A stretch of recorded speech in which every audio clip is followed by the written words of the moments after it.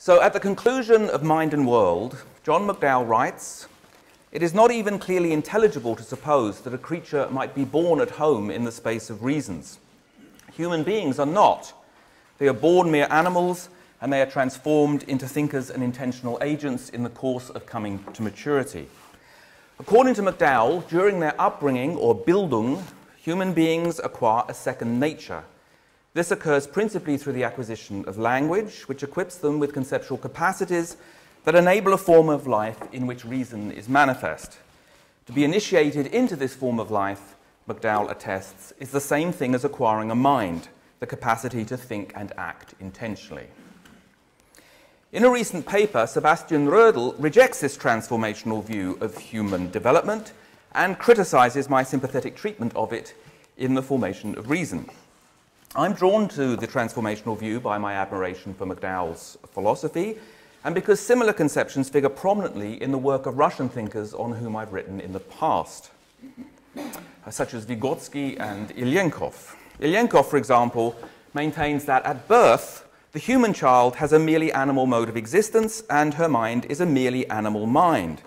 Ilyenkov writes that only through enculturation does the individual for the first time become a person, a representative of the human race, while before this she was merely a representative of a biological species. Rödl thinks such talks incoherent. For him, the concepts animal and person signify an individual's principle of being. These aren't statuses that can be acquired or lost in the course of a creature's existence. Moreover, Rödl argues it's intolerably paradoxical to portray the power of autonomy, which both McDowell and I think definitive of rational being, as a product of initiation or Bildung. Autonomy must be always already present in the child, an aspect of her first nature, if she is to become a truly self-determining being. So in my lecture this evening, I want to explore whether McDowell's version of the transformational view might be defended and developed. If there's time, I shall conclude by briefly considering the light McDowell's view casts on two striking claims recently made by distinguished philosophers.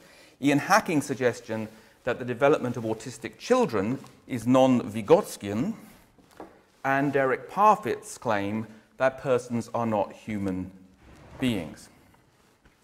Okay, so McDowell himself resists the idea that his position stands in any need of development. He tells us that his notion of second nature is designed to serve what Wittgenstein calls a reminder for a particular purpose, namely that we needn't gift the concept of nature to natural science, so that anything that eludes natural scientific modes of explanation is seen as supernatural or occult. If we heed that reminder, we can say that responsiveness to reasons is a perfectly natural phenomenon, even though it requires a form of understanding, what McDowell calls space of reason's intelligibility, distinct from and irreducible to natural scientific styles of explanation. The reminder, however, is designed to bring to mind plain facts about the natural course of a normal human upbringing. It's not supposed to be an invitation to build a philosophical theory of second nature. Now, if we take McDowell at his word, then his talk of transformation is meant as a statement of the obvious, designed merely to draw attention to the undeniable difference in capacity between a newborn and a normal, mature human being. But if this is all he intends, why does he formulate his position so provocatively, saying that human beings are born mere animals and later acquire minds? That makes the transformation sound metaphysically significant. And there are times when McDowell says that it is. In a sympathetic discussion of Hegel, he writes, I quote, "We should not be frightened away from holding that initiation into the right sort of communal practice makes a metaphysical difference. Responsiveness to reasons, the very idea of which is inseparable from the idea of communal practices, marks out a fully fledged human individual as no longer a merely biological particular, but a being of a metaphysically new kind." So such remarks help explain why McDowell questions the intelligibility of a creature's being born into the space of reasons, but they make it hard to renounce philosophizing about second nature. So what then does McDowell mean to preclude when he disavows theorizing second nature? His usual target is constructive philosophical theories that aspire to answer traditional "how is X possible" questions.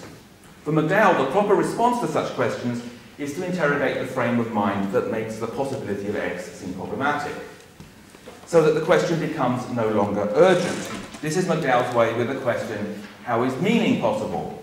The question looks unavoidable only because we work with a scientistic conception of objective reality that makes it hard to accommodate meaning in the world. But if we reject scientism and operate with a richer conception of nature, we no longer need supplier theory of how meaning gets into the world. McDowell's reluctance to theorize second nature is of a piece with this. The question of how something that starts a mere animal gets to enter the space of reasons is a question to be exorcised, not answered. However, it's one thing to deny we need a constructive account of how the space of reasons and its inhabitants are possible, and quite another to say that the bare idea of Bildung will lay all puzzlement to rest, which is something that McDowell does say in Mind and World. After all, the idea of second nature is bound up with some substantive claims in McDowell's thought, such as the view that its acquisition is a precondition of experience proper rather than mere sentience. Moreover, McDowell represents the concept of second nature as philosophically fertile. For example, he claims that Kant was unable to make sense of the self as a bodily presence in the world because he lacked, quote, a seriously exploitable notion of second nature.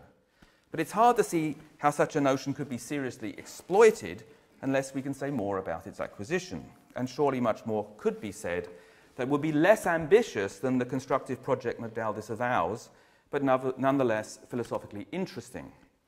One might, for example, explore how in the course of their maturation and enculturation and their acquisition of language, human children come by a conception of the world, that is, concepts, beliefs, forms of thought and reasoning, modes of self-understanding, and so on. And to this end, we might emphasize the skills of narrative understanding that Alistair McIntyre in After Virtue deems central to the idea of the unity of a human life, or the rich conception of folk psychology that Jerome Bruner portrays as enabling our understanding of self and others. McIntyre and Bruner, in Vygotskian fashion, describe cognitive tools that are part of the cultural inheritance that makes us what we are. And the significance of such tools is not only cognitive, since they influence many aspects of our mental lives, including the character of our emotions, feelings, and desires. Their acquisition is therefore genuinely transformative, since they enable distinctively human awareness and understanding. But neither McIntyre nor Bruner are doing constructive philosophy in McDowell's pejorative sense. So it therefore seems worth trying to say more about the transformative view than McDowell is willing to.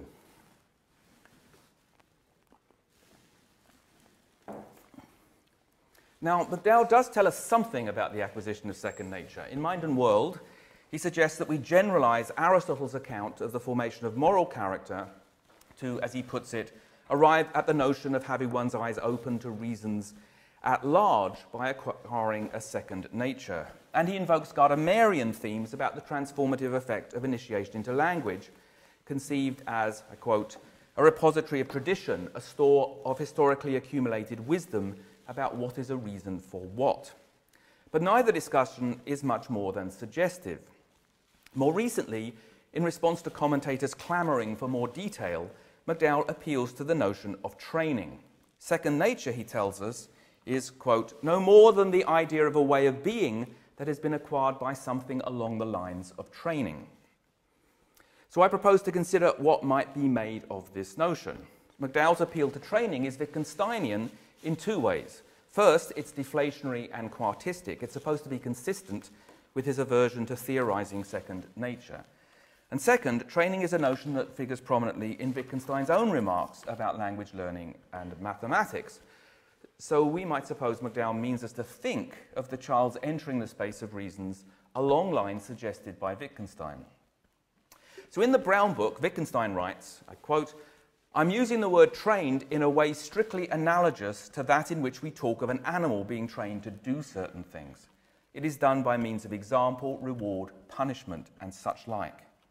Now this resonates with McDowell's claim that human children are born mere animals. But equally, it opens McDowell to the kind of criticisms provoked by Wittgenstein's remark. It's been noted that Wittgenstein that the term Wittgenstein uses, Abrichtung, is usually reserved for the training of animals and is not used of children. Critics are quick to seize on this and lament the supposedly brutal character of Wittgenstein's view of teaching. Is this really what McDowell has in mind by training? Okay, so I don't think we should be too quick to jump on the critics' bandwagon. Abrichtung is not the only expression Wittgenstein uses that's translated as training. There's also Unterricht, meaning teaching, tuition or instruction, which has no such unfortunate connotations. Moreover, Wittgenstein often uses Abrichtung, the verb, in tandem with terms for teaching or upbringing, such as lehren or beibringen. The basic idea in Wittgenstein, and in Aristotle too, seems to be that the teaching of fundamental concepts cannot presuppose the competence it's designed to instill. So when it comes to the child's acquiring rational capacities as such, development must take the form of a movement from non-rationally secured conformity with correct practice through a growing awareness of correct practice to rational mastery of the grounds of correct practice. It is training that's supposed to bring the child's behavior into line with correct practice, but nothing suggests that that process has to be brutal. But it remains to be seen whether the concept of training can really be of use to McDowell. Now, someone who's done a fair amount to develop Wittgenstein's notion of training is Meredith Williams, and she portrays the notion in the following way. For her, the child learning her first language is normatively inept. She says, the novice is precisely one who cannot engage in first-order normative practices. But she has certain behavioral and perceptual capacities and abilities that permit her to be trained to act in ways that conform to the norms governing basic language games. She can be conditioned to use words in a way that accords with correct usage. At first, Williams says, the novice is not able to see the meaning or significance of the words and actions of the master, but adults nonetheless treat her words as meaningful and her utterances as judgments and requests before they are such. There's thus a division of labour in which adults lend meaning to the child's words. To speak meaningfully is to participate in a practice or custom, and that requires an appropriate setting which can be in place before the child is in command of the meaning of her utterances. This makes it possible for the child to find herself operating in a domain of meaning and gradually to adhere to the norms of the domain so that she can deploy meaning to influence others' behaviour. Thus, she steadily comes to act, not just in conformity with correct practice, but out of an appreciation of what is required, and with this, she enters the space of reasons. So in this way, training is supposed to ground the acquisition of basic linguistic concepts and the bedrock practices and judgments constitutive of the background to our lives. Training secures the common ground, the fundamental agreement that's the precondition of our normative practices. As Williams puts it, what we find natural is not a matter of our being attuned to certain metaphysical properties of the objects we are confronting, but rather is a matter of how we have been trained into the social practice of certain language games. And she observes, failure to grasp this essential point makes it mysterious how human beings can ever change from being creatures subject to conditioning to adults displaying their mastery of language. So for Quine, it's conditioning all the way up. For Fodor, it's hypothesis testing all the way down. The truth, according to Williams, is that it's conditioning up to a point at which, to invoke a famous phrase from Uncertainty, light begins gradually to dawn across the whole. So the predictable objection to such a position is that no appeal to training could possibly account for the child's emerging facility with meaning.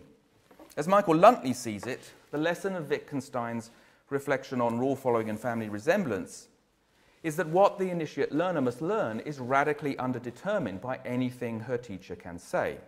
There's a gap which needs to be bridged. But conditioning couldn't do this, for it's one thing to be caused to conform to a pattern, and quite another to grasp what a norm requires and act in light of that understanding. Luntley concludes that we have to credit initiate learners with rational capacity from the get-go. Only the exercise of such rational skills could bridge the gap. He argues that there are empirical grounds for this attribution, but it also stands to philosophical reason. For, as he puts it, without a responsiveness to reasons, an acknowledgement of correctness and incorrectness of application, there are no first moves with words. Indeed, only if the child is already equipped with reasoning skills is training even possible. This Wittgenstein himself recognizes when he represents teachers as saying things like, "This and similar things are called games." Such injunctions make no sense unless the learner has the capacity to work out the relevant notion of similarity. But if she's got that capacity, then conditioning is unnecessary. So William's idea of adults lending capacity to the child is, according to Luntley, a fantasy. No amount of behaving as if a child has some competence is going to magic the competence into existence. So Luntley concludes we're better off reading Wittgenstein as friendly to a rationalist approach to learning. Okay, so we now get to section 4, which is called A Plague on Both Houses. So I think there's something unsatisfactory about both sides of this controversy. Luntley complains that the kind of explanation Williams offers derives something out of nothing. But his conception of explanation stacks the deck in favour of his rationalist alternative. The fact is that where there's learning and development, you do get not something out of nothing, but more out of less. So you have to embrace modes of explanation that capture becoming. Otherwise, you will find no alternative but to build into the child the very capacities you're trying to explain. Luntley cannot see the developmental significance of the proleptic attribution of the child, proleptic attribution to the child of abilities she does not yet possess, because he favours a highly individualistic conception of competence. For him, there's a huge contrast between a child making a movement or sound as a response to a stimulus and intentionally making a meaningful gesture or utterance. A can't be turned into B merely because others treat it as such. Either the child acts with understanding or she doesn't. If the lights are off, no initiation is going to turn them on, and if the lights are on already, initiation is mere context. I mean, I parody, but only a bit. So here Luntley he ignores the constitutive role of context. The child's actions take on meaning because of the role they are recorded in the language game. This scaffolds the child's gradual mastery of those actions as acts of meaning, so that the moves in the game can become self-conscious acts. Though as self-conscious acts, they remain dependent on context. The development of the child's activity, of her mode of engagement with the world and with other people, is quite properly portrayed as the gradual mastery of techniques of language that enable the giving and taking of reasons, and much else besides.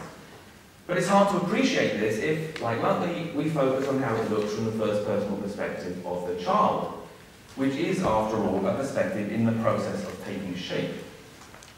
Yet Luntley's scepticism about training is naturally provoked by Williams's talk of understanding how a creature subject only to conditioning changes into a fully fledged inhabitant of the space of reasons.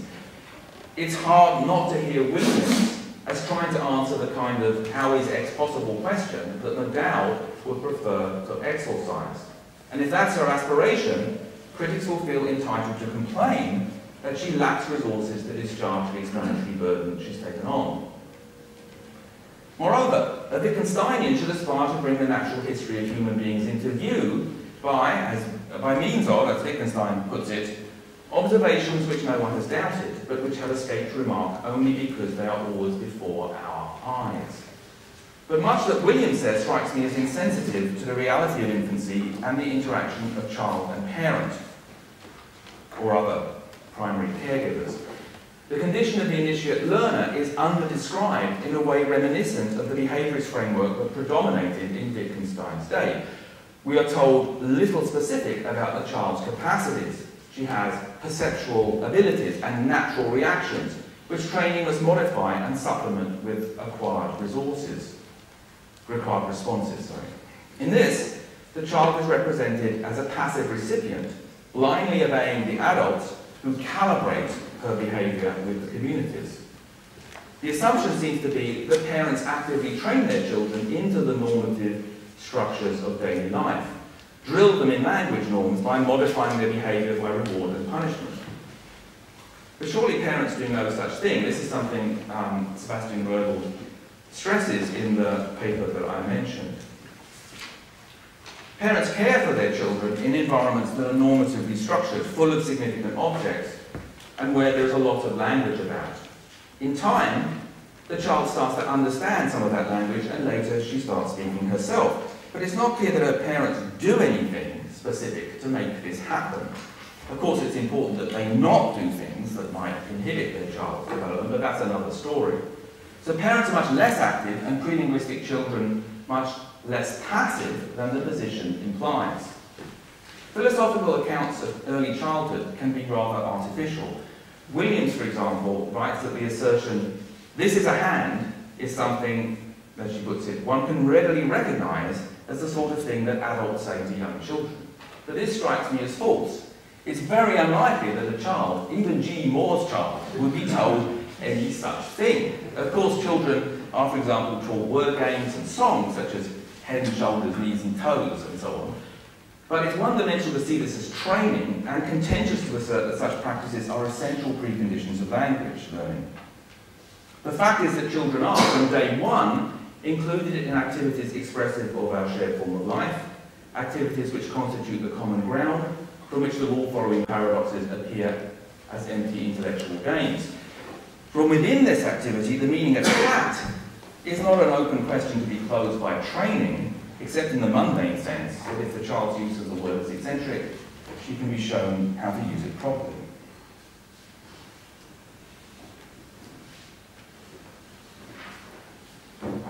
So, if we're to say something on McDowell's behalf about the acquisition of second nature, we should look beyond Wittgensteinian conceptions of training and aspire to a richer appreciation of the psychological capacities of the pre-linguistic child and a more nuanced view of child-adult interaction. This, the Russian psychologist Vygotsky anticipated, and that's why I recommend his approach to McDowell in my book, The Formation of Reason. Vygotsky represents the human infant as endowed with what he calls elementary mental functions, which include non-linguistic thought, that's to say basic problem-solving activity, pre-intellectual speech, sensory awareness, involuntary or associative memory, and basic forms of attention, volition, desire, and emotion. These capacities Vygotsky portrays as independent modules, and their development is a function of the child's biological maturation. The nature of the elementary functions, their deliverances, development, and interrelations, can be explained in causal or biological terms. They represent a unity, the principle of which is to sustain an animal life, to fulfill needs for food, comfort, warmth, safety, and to cope with the dictates of the immediate environment. The mature human mind, in contrast, represents a system of higher mental functions, which include linguistic thought and reasoning, intelligent speech, voluntary memory and attention, rational perception, desire and emotion, and intentional volition. These higher functions are unified in a number of ways. First, they're interfunctionally related. The functioning of any one informs the functioning of the others, and the development of any one makes possible changes in the others. Second, their common currency is meaning. They deal in content-bearing states, which can be expressed in propositional form, so that what can be remembered can be thought of, spoken of, reasoned about, regretted, and so on. And third, the principle of their unity is their role in sustaining the perspective of a rational animal life, self-conscious and self-determining. Now, Vygotsky argues that the key point in the transition from elementary to higher mental functions lies in the convergence of the developmental trajectory of two hitherto independent functions, pre-linguistic thought and pre-intellectual speech. Vygotsky has a famous book called Thinking and Speech, or Thought and Language, the focus of which is to describe the convergence of these two trajectories. So this occurs when the child begins to deploy articulate sounds or gestures in problem-solving activity. With this, intellectual speech and verbal thought become possible, as do logical memory and forms of attention, perception, emotion, and volition that are mediated by meaning. And as the child learns language, so those possibilities are made real. As a result, the child's mind is restructured by her emerging facility with meaning. Okay, it's central to Vygotsky's position that the higher mental functions are social in nature and origin. Meaning's home is communication, and communication originates in collaborative activities between individuals. Vygotsky illustrates this with a famous discussion of pointing. He argues that the origin of pointing lie in the child's grasping for desired objects that are out of reach. Her grasping is interpreted by adults as indicating her desires, and they respond accordingly. At first, then, the meaning of the child's act is established by others. Gradually, she becomes attuned to how others respond to her grasping, and she starts to deploy the movement to direct others' attention to the objects she wants. In this way, the child's movement comes to have meaning for her, not just for others, and taking a physically simplified form, becomes a general means to direct others' attention. So here's a pattern similar to the one Meredith Williams celebrates. The child's activity is first giving meaning by surrounding adults, meaning that is only later internalized by the child as she begins to point so that others should understand what she is indicating. With this, a movement that began in the space of stimulus and response becomes a true gesture, a performance in the space of reasons. Although the case of pointing illustrates only one aspect of the child's entrance into meaning, Vygotsky takes it to be indicative of deep facts about the social nature of mind. Immediately after he's described the case, he says, "Thus we might say that through others we become ourselves. The individual becomes for himself what he is in himself through what he manifests for others. This is the process of the forming of the individual." So Vygotsky clearly subscribes to something like the transformative view. Human elementary mental functioning is analogous to the psychology of apes, but the transition to the higher mental functions represents a qualitative change in the nature and structure of mind. The higher functions are not simply more developed forms of their elementary counterparts, and there's no chance of a reductive reconstruction of the emergence of the higher functions out of the elementary. Instead, we must trace their emergence by attention to facilitating processes of biological maturation and enculturation. Vygotsky's position is consistent with the idea that a human individual acquires a second nature, one that is essentially cultural or historical in form. He might even have agreed that a human being acquires a mind, if by mind we mean the higher psychological functions characteristic of rational thought, experience, and action. But at the same time, Vygotsky was no crass environmentalist. His view is compatible with a sophisticated nativism about the elementary mental functions. Now, interestingly, Vygotsky explicitly denies that training, in the sense of habit formation, plays a significant role in the child's entrance into meaning, while at the same time rejecting the rationalist alternative, that grasping meaning should be understood as a kind of intellectual discovery on the child's part. Neither training nor discovery will do. What is at issue is the transition from one mode of life, informed by a certain developing style of psychological activity, to another, differently organized mode of being. There is a sense in which this transition brings into being the child's capacity to think for itself, so we cannot represent her as exercising that capacity from the outset. The motor of development is the child's entering certain kinds of social relation with caregivers, but this relation is complex and multifaceted and cannot be subsumed under a single concept like training. Consider again the pointing example. On Vygotsky's account, the child's development couldn't happen without the contribution of adults tending to the child, but nothing like training is going on. Okay, well, Vygotsky was writing more than 80 years ago. That's ancient history from the perspective of psychology. I recommend Vygotsky's position to McDowell, not on grounds of empirical accuracy, but for its general shape. Vygotsky shows us how we might think the emergence of second nature without resorting to conceptions of training that have their home in the behaviorist paradigm that Vygotsky himself was keen to transcend. But of course, it would be nice to offer McDowell some compelling contemporary empirical work broadly consistent with Vygotsky's vision. And in this regard, the obvious resource, I think, is Michael Tomasello's path-breaking reflections on language acquisition and the natural history of human thinking. Now, Tomasello's view is that human communication is fundamentally cooperative. Cooperative communication first emerged in evolution as it emerges in human individuals with natural gestures of pointing and pantomiming. He argues that such communicative acts presuppose intentionality on the part of the communicators, not just individual, but shared intentionality. That is, human communication requires that speakers have an understanding of a plural subject, a we with joint goals and shared knowledge. Tomasello speaks of a shared intentionality infrastructure that establishes common conceptual ground among human communicators, making possible joint attention and the formation of joint intentions, and involves pro-social motivations to request help from and offer help to other people, and to share information, attitudes, and emotions with them.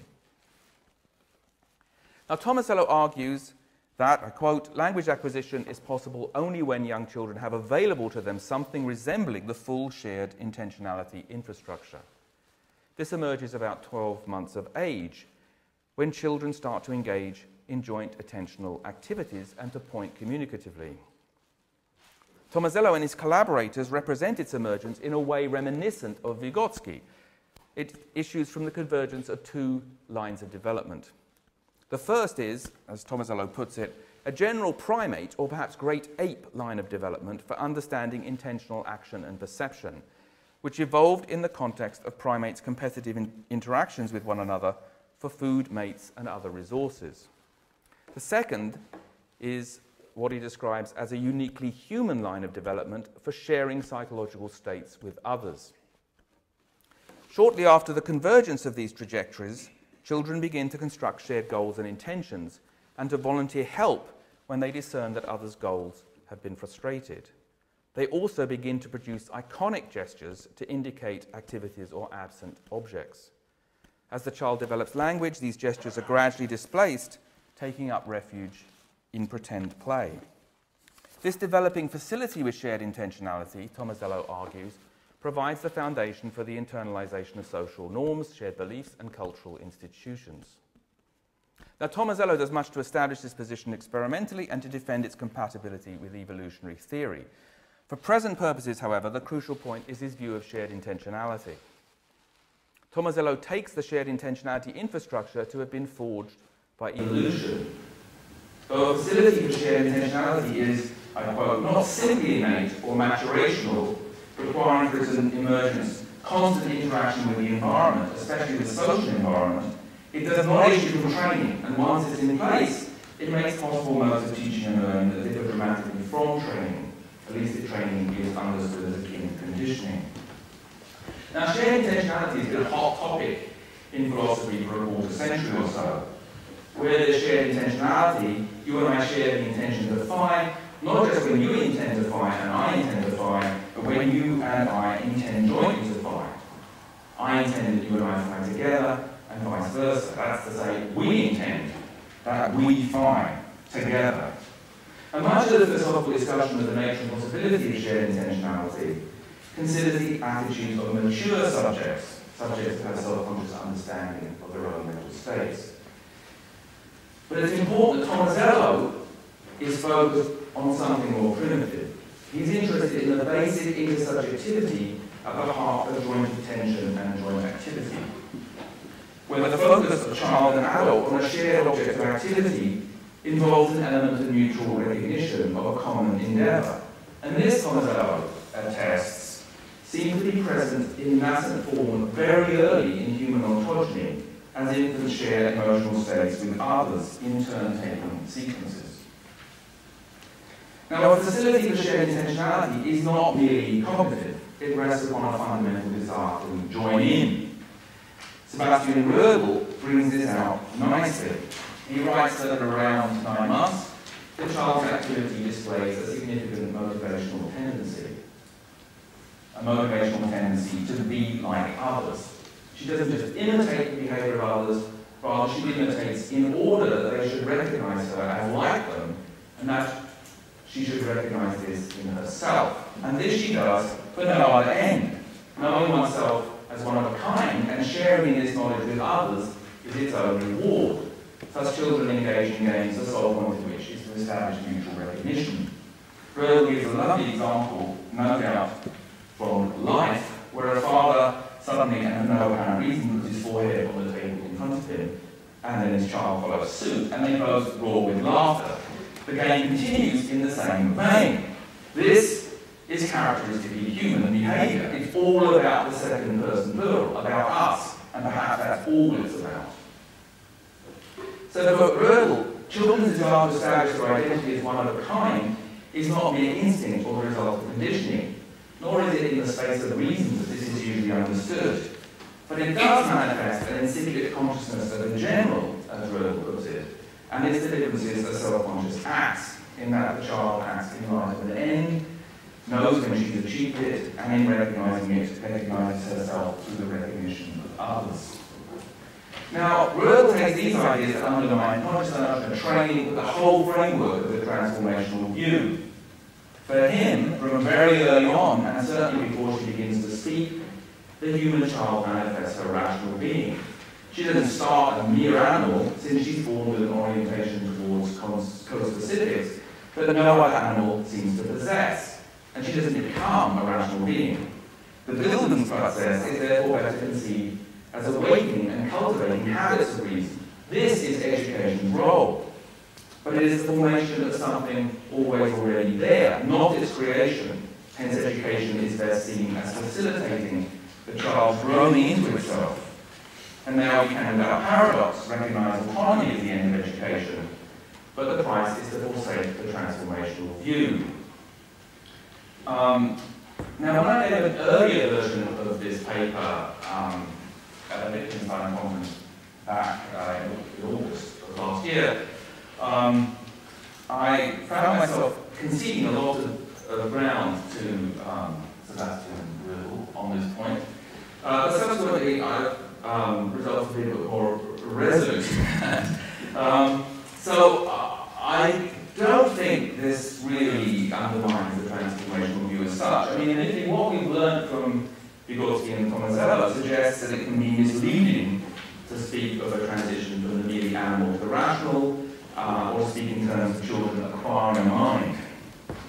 But what Tomasello describes as the big Vygotskian idea can remain up front and centre. As Tomasello puts it, what makes human cognition different is not more individual brain power, but the ability of humans to learn from other persons and their artifacts and to collaborate with others in collaborative activities. In this sense, the emergence of culture transforms the mode of life of the human individual. This is true of the species, but also of the individual. The child's entrance into culture, which is one with its learning language, transforms its life into that of an animal who's not just in the world, but who has a world, who can hold the world in view, as McDowell has to put it. She becomes an animal responsive to reasons in the full sense, an animal that can not just engage in or random or the game of giving and asking for reasons, but can entertain the infinite and contemplate her own finitude. This is rational life, which finds expression in creatures who seek to make sense of themselves and who can take responsibility for their lives. We don't start out that way, except in the sense that we're thrown into culture from the outset. We become such through education, in the broadest sense of the word. In my view, this is the spirit of the position that emerges at the end of Mind and World. So whatever one thinks of the way McDowell formulates his view at the end of that work, we should continue to insist on the transformative role of culture, an idea that, when seen for what it is, ought to be uncontentious, even if it also possesses a certain metaphysical gravitas. Okay, so you might wonder why I'm keen to keep hold of McDowell's view of second nature and to cast Vygotsky and Tomasello as ways of developing and defending McDowell, rather than simply jettisoning McDowell and concentrating on them. So I guess that, the reasons are two. First, I think that elements of McDowell's view of second nature can illuminate psychological development. And second, I think McDowell's overall project, of which his view of second nature is part, is philosophically profound. And so to illustrate this, I want to conclude the talk by considering the relevance of McDowell's position to the two claims I mentioned earlier, Ian Hacking's claim about autism and Derek Parfit on persons and human beings.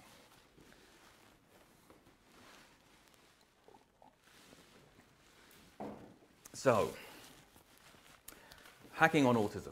Well, autism is a developmental disorder characterized by difficulties with social interaction and communication, narrow interests and repetitive actions. It's considered a spectrum disorder with low-functioning individuals at one end, individuals who've usually experienced significant delay or impairment in language development and have a low IQ, and high-functioning individuals at the other who have an average or better IQ and who have experienced no substantial language problems, say perhaps difficulty with figurative language. There are many theories of autism on the contemporary scene. One prominent view is that autistic individuals have problems with the concept of mind. They have difficulty reading other people's mental states, and hence problems predicting their behavior. And this accounts for their social ineptitude, problems making friends, the seeming lack of empathy, difficulty understanding jokes, and for the loneliness, anxiety, and misery that can issue from the resulting social isolation. So this is sometimes known as the mind blindness theory of autism, and it's usually understood in terms of the paradigm of theory of mind. This paradigm represents our vocabulary for psychological description and explanation, our folk psychology, as akin to a theoretical vocabulary. Mental states and phenomena are unobservables. They are internal states we posit to explain and predict behavior. Autistic individuals, it is argued, are delayed in developing such a theory, and they're poor at deploying it. So in a series of recent articles, Ian Hacking offers an interesting variant on mind blindness. He cites Wittgenstein's remark that the human body is the best picture of the human soul, together with reflections from the psychologist Wolfgang Köhler on human beings' ability to judge what others are thinking and feeling from their demeanour. That's to say, their facial expressions and comportment, their body language, as we might now say. In conversation, or in an event like this, I can discern that some of my interlocutors doubt what I've just said. Some are impatient to speak, that another is credulous, another bored, another uncomfortable with what has been said, and so on. So Köhler represents this ability as ubiquitous, as he puts it, the common property and practice of mankind. Psychology's failure to acknowledge the phenomenon, he argues, is a case of being blinded by the obvious. Now, Hacking contends that although Köhler's phenomenon, as he calls it, accurately describes the way in which neurotypical individuals can be aware of other states of mind, this is not true of the autistic. They precisely lack this ability immediately to discern the mindedness of others. But in contrast to theory of mind, Hacking denies that this is a deficit in theoretical knowledge. It is rather an inability to see, or perhaps better, intuit, what others are thinking or feeling. It's not a matter of inference, but of direct awareness akin to perception. Hence, mind blindness is even less of a metaphor than may first appear. The autistic can learn to work out what others are thinking and feeling by theorizing. They can develop a theory of mind, but theoretical knowledge of other minds is knowledge of a different order from immediate awareness. To respond naturally to a loving look or to a grief-stricken expression, one can't be working out what's going on. One just has to see it.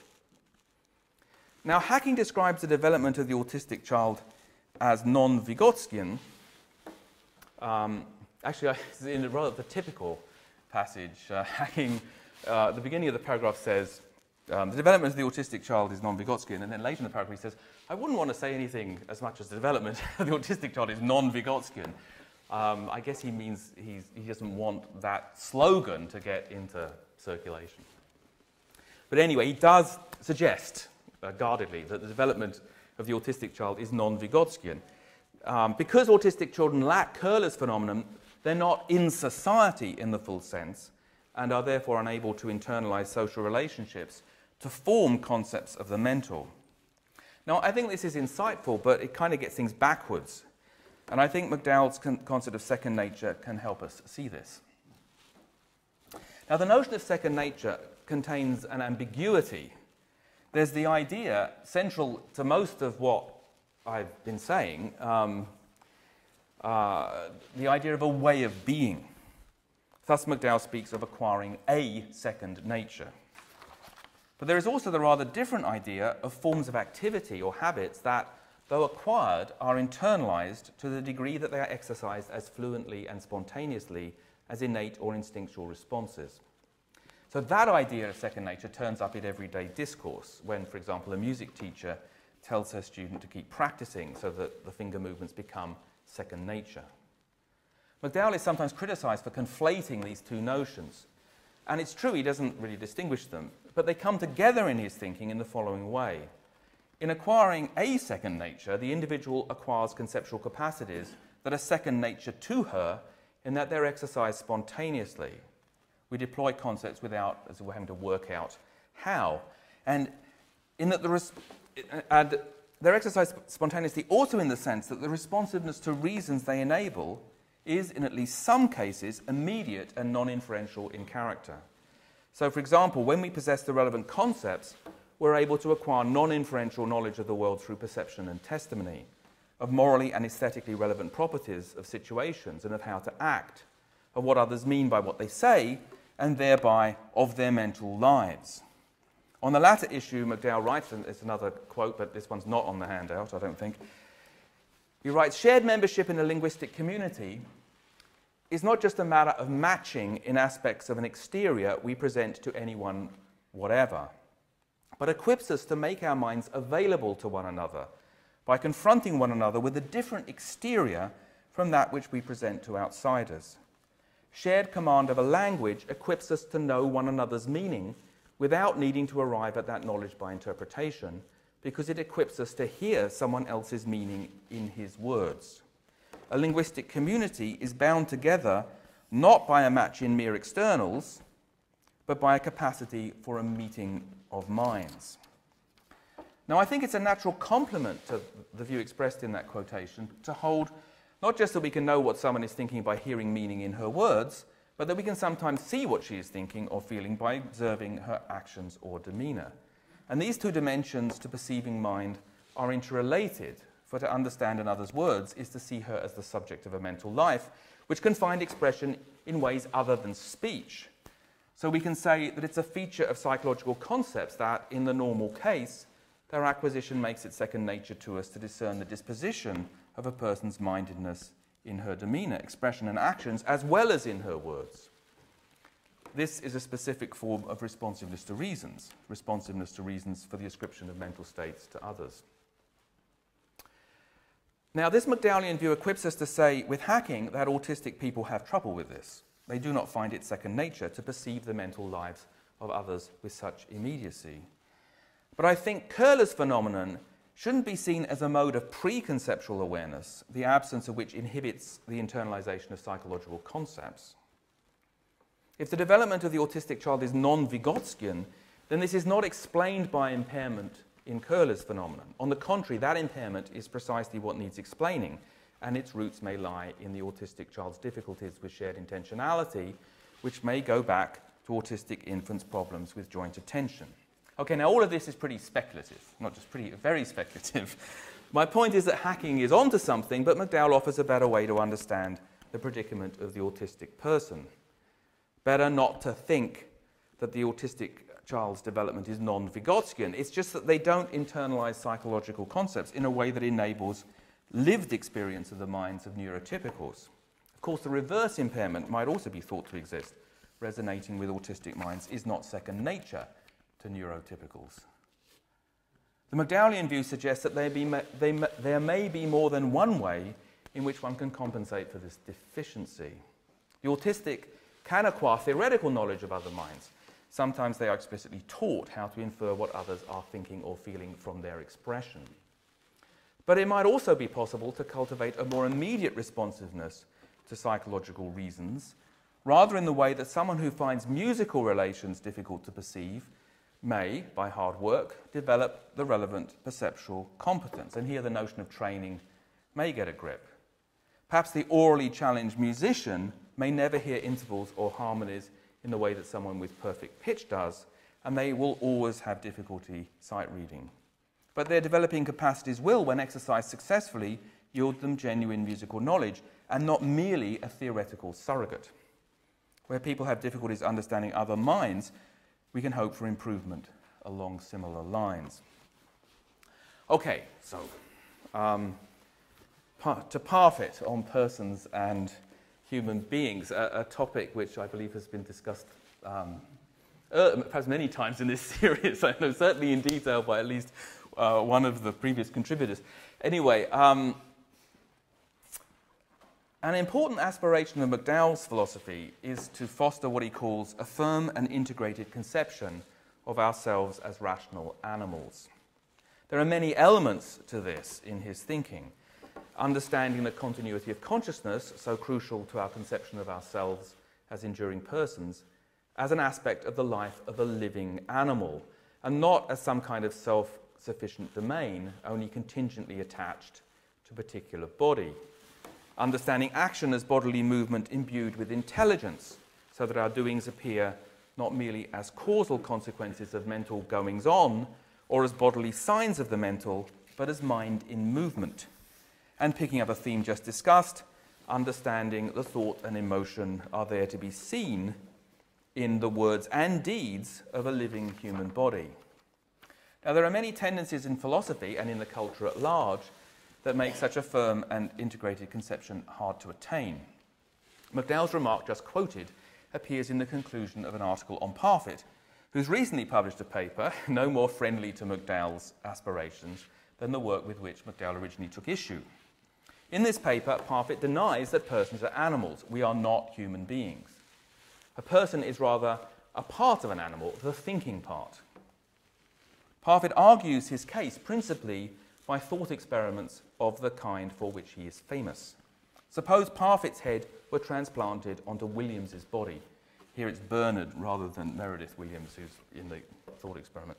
The resulting person would be Parfit, but not the same animal as Parfit was once a part of. The same is true if we transplant not the whole head, but just enough of Parfit's cerebrum to secure continuity of consciousness. So long as that is functioning, the resulting person will be Parfit, whether the brain matter is housed in a human body or maintained by an artificial support system. But if this is true, then Parfit can't be an animal. At best, he's an embodied part of one. Now, this argument is alluring, but one wants to say wrong-headed. Sorry about the pun.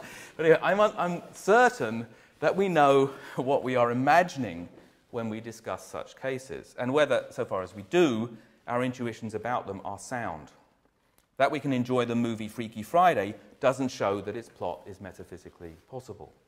And confronting Parfit's gruesome scenario, one might conclude that the resulting creature is a monster, a chimera, a Parfit-Williams hybrid. But even if we grant that the surviving person is Parfit, I'm inclined to say that what he describes are events in the life of an animal, Parfit, that undergoes a dramatic body transplant or is sustained by a life support system. This is a way for a human being to survive, admittedly a strange and no doubt vastly impoverished way, but it's still a kind of animal life. And if we want to say that only part of the animal survives, then why not say that only part of the person survives? This is surely no more counterintuitive a move than the one to which Parfit himself is forced to resort, namely saying that the first person pronoun is ambiguous, referring to the inner I, the true person, and the outer I, the body of which the person is strictly speaking only part. I, in contrast, believe that when we speak of educating the whole person, we mean it. So, in my view, persons are animals of a kind that possess certain characteristic rational powers, and human beings are such animals. That conviction is firmer, I think, than any intuition prompted by Parfit's problem cases. But I don't believe that this matter will ever be settled by philosophical arguments that address it head-on. Perhaps this is sacrilege to say such a thing in this building, but never mind, I said it. So to overcome Parfit's view, we have to learn to stop thinking along lines that make the position attractive. In The Formation of Reason, I suggest that reflecting on the acquisition of second nature can help us develop a sense in which the unity, develop a sense of the unity of our rationality and our animality, so that we do not cut loose the thinking side of our nature from the animal being that is its cause and unity. The developing mindedness of young children is not a history that we can separate from the character of their bodily being. It can't be cast principally as a series of events in inner space, and the interrelations with adults that are essential to its development are not plausibly seen as a relation between two inner selves, but an engagement in which mindedness is on the surface, present in the character of their joint activity. Where are we to find the emerging mindedness of our children, if not in the manner of their bodily engagement with the world? This, I believe, is an antidote to a certain kind of philosophical confusion about the kind of beings that we are. It's not a powerful antidote, one guaranteed to be efficacious, but I recommend it notwithstanding. The transformational view may celebrate our rationality, but it doesn't forget that, notwithstanding the transformation, we remain what we always were, animals, even though our rational powers make it possible for us to lose sight of this in spectacular fashion. This is a lesson that McDowell's philosophy really worth heeding, I think, and it motivates my enduring interest in exploring the landscape his ideas place before us.